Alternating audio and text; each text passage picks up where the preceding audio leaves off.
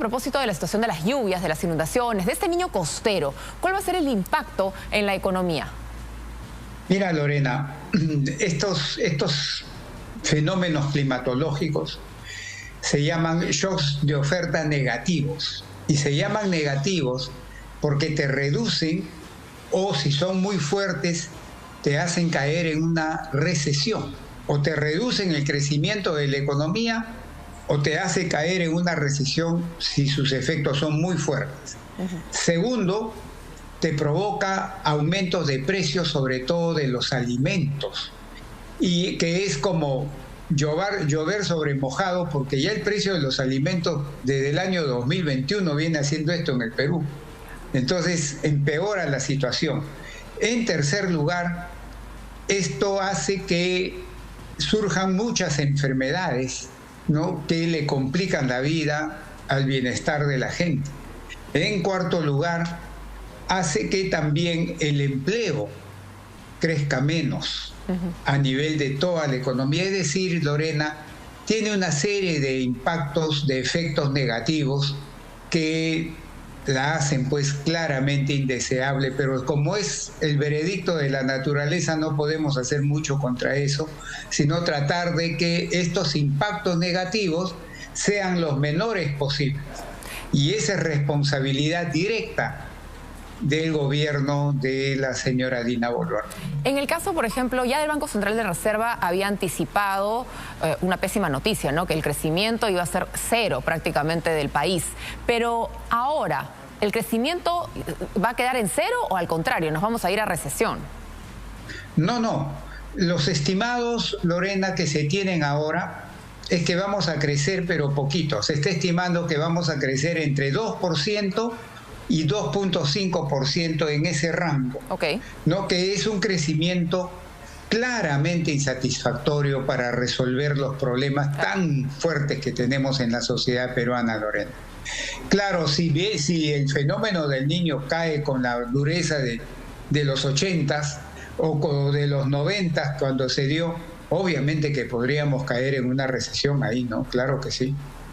Y en el caso, por un lado, tú hablas de todos los efectos negativos que trae, especialmente en la canasta básica familiar, ¿no?, el costo de los alimentos, toda la producción de todos los agrícolas en el norte, que en estos momentos han perdido sembríos, cosechas, y que esto, ¿cuándo lo vamos a empezar a sentir en el precio? ¿Cuándo se va a reflejar en la inflación en los alimentos específicamente? No, Lorena, ya se está reflejando esto. Ya mira, la última cifra que se tiene del mes de marzo, o sea, ahorita, la inflación de alimentos en 12 meses ya superó el 15%. Sí.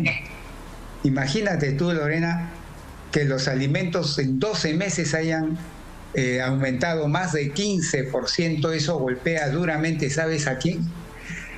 No a la clase de altos ingresos, a los segmentos de altos ingresos, tampoco a los segmentos de ingresos medios. Agarra duramente, lo golpea a los segmentos de ingresos bajos y a los que están en una situación ya de pobreza. Los empobrece más. Es bien complicado esto de la inflación de alimentos y lamentablemente, Lorena, lo venimos ya soportando desde el año 2021.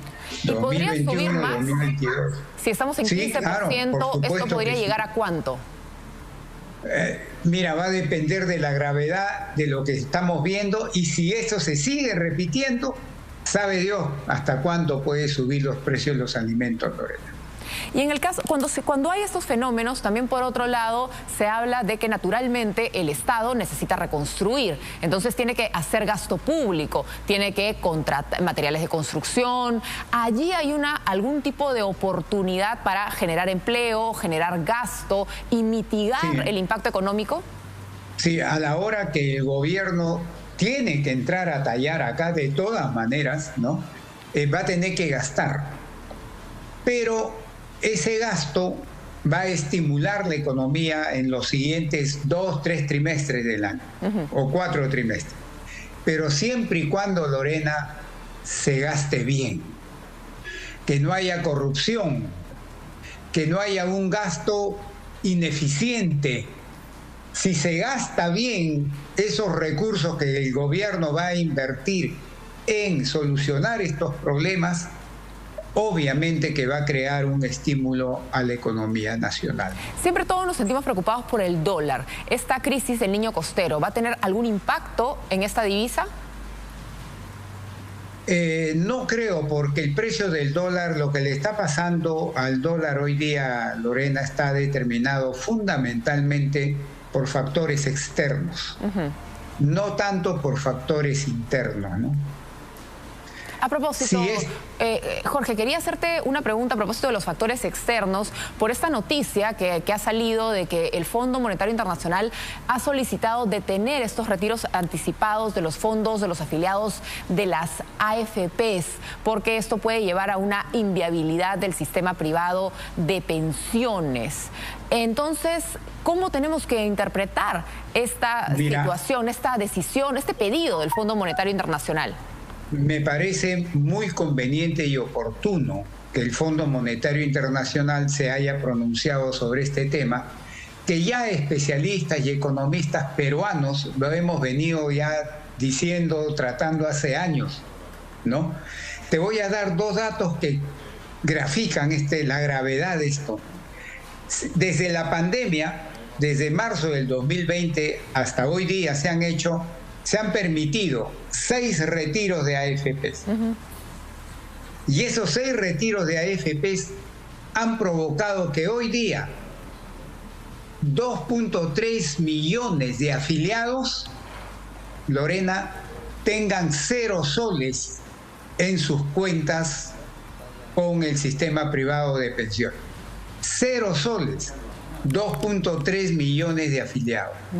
Y 4 millones de afiliados tendrían en sus cuentas, en las AFPs, menos de una UIT, o sea, menos de 4.950.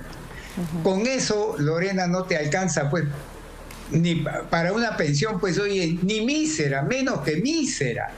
Entonces, ahí estamos hablando, Lorena, de 6 millones de afiliados, o sea, que ya tienen graves problemas, y si se va a dar un 7º retiro, un 8º retiro, ya pues están terminando ya de escribir la partida de defunción del sistema privado. Pero en todo caso, justamente, tú bien dices, hay gente que se ha quedado en 0 soles, y hay gente que se ha quedado con menos de una UIT, y hay gente que lleva años que no aporta al sistema privado de pensiones también por diferentes motivos, y que el dinero en verdad que está en ese fondo no les va a alcanzar realmente para una jubilación ni medianamente digna. ¿No más bien se debería entonces, en todo caso, focalizar la atención o un paquete que le permita a esa gente, en todo caso, sí acceder a ese dinero, porque no van a tener pensión igual?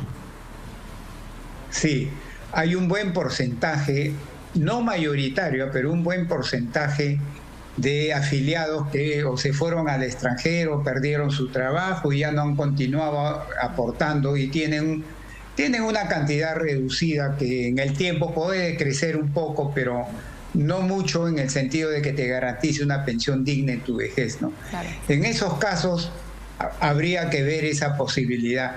Ahora, el Fondo Monetario, Lorena, te recomienda que puedas sacar tus recursos por 2 razones. En primer lugar, por una enfermedad terminal. Si González Izquierdo tiene cáncer, no tiene sentido que mi plata esté ahí, pues, porque yo necesito plata, y además me voy a ir de este mundo, ¿qué saco yo dejando mi plata? Pues, ¿me entiendes? Entonces, en ese caso, según el fondo, entre el 80 al 100% podrías retirar. Y el segundo caso es para comprarte una casita. Claro. Entre 10 a 20% podrías retirar, ¿no?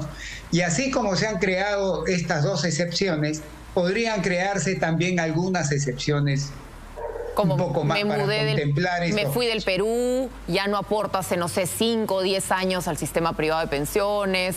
Alguna situación así, porque muchas veces son ese grupo que siente que tiene su plata estancada y que realmente no le va a generar pensión, el que termina abriéndole el camino a los que sí todavía pueden aspirar y siguen aportando rumbo a esa jubilación.